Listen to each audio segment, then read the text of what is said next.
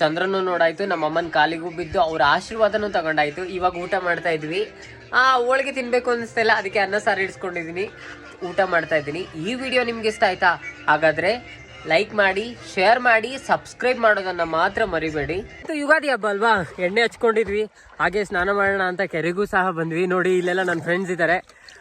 ಏನ್ರು ಕೆರೆಯಿಂದ ಸೀದಾ ನಮ್ಮ ಅಮ್ಮನವ್ರ ದರ್ಶನ ಪಡ್ಕೊಂಡು ಹೋಗೋಣ ಅಂತ ಬಂದ್ವಿ. ಬನ್ನಿ ಬೇಗ ಮುಂದೆ.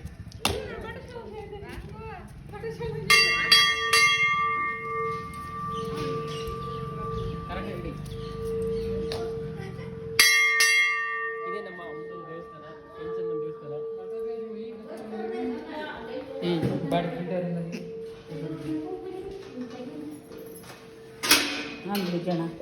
ಫೈನಲಿ ಮನೆಗೆ ಬಂದೆ, ಸ್ನಾನ ಮುಗಿಸಿ ರೆಡಿ ಕೂಡ ಆದೆ. ಬಿಳೆ ಅಂಗಿ, ಬಿಳೆ ಪಂಚೆ, ಹಾಗೆ ಅಮ್ಮನೂ ಕೂಡ ರೆಡಿ ಆಗಿದ್ದಾರೆ.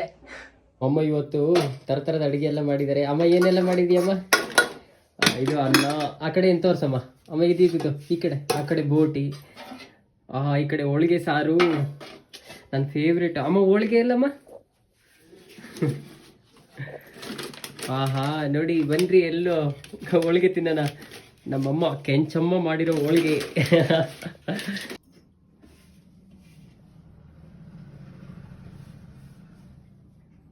ನಮ್ಮಮ್ಮನ ನೋಡಿ ಎಲ್ಲರಿಗೂ ಚಂದ್ರನ್ನ ತೋರಿಸ್ತಿದ್ದಾರೆ.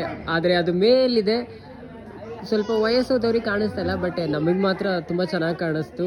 ಇವತ್ತು ಹಬ್ಬ ಕಂಪ್ಲೀಟ್ ಆಯಿತು. ಇವತ್ತೇನಾದರೂ ಚಂದ್ರ ಕಾಣಿಸಿಲ್ಲ ಅಂದರೆ ಮತ್ತೆ ನಾಳೆ ಸಹ ಹೋಳಿಗೆ ಎಲ್ಲ ಮಾಡಿ ಮತ್ತೆ ಹಬ್ಬನ ಶುರು ಮಾಡಬೇಕಿತ್ತು. ಚಂದ್ರ ದರ್ಶನ ಕೊಟ್ಟಿದ್ದಾರೆ, ಮುಗೀತು. ಇನ್ನು ಹಿರಿಯರ ಕಾಲಿಗೆಲ್ಲ ಬಿದ್ದು ದೇವಸ್ಥಾನಕ್ಕೆ ಹೋಗಿ ಬೇವು ಬೆಲ್ಲ ತಿಂದು ಮನೆಗೆ ಬಂದು ಪೂಜೆ ಮಾಡಿ ಊಟ ಮಾಡೋದು.